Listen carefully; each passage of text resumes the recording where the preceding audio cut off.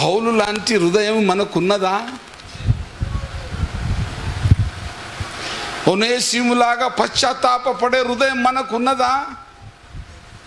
ఒక మంచి మార్గంలో నేను వెళ్తాను, మంచి మార్గంలో నేను నడుస్తాను, జీవిస్తాను, నా అలవాట్లను, నా చెడు బుద్ధుల్ని నేను మానేస్తాను.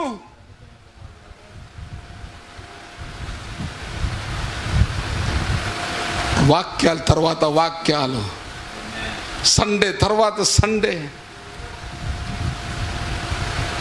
దేవుడు సన్నిధిలో ఉండుండగా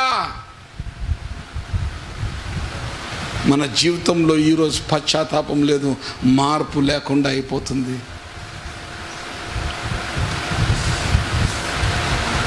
నేను అంటున్నాను, ఒక అడుగు నువ్వు మార్పు చెందడానికి ఒక అడుగు వేయి. నీ తండ్రి, నీ కాపరి నీ కోసం 99 అడుగులు వేస్తాడు.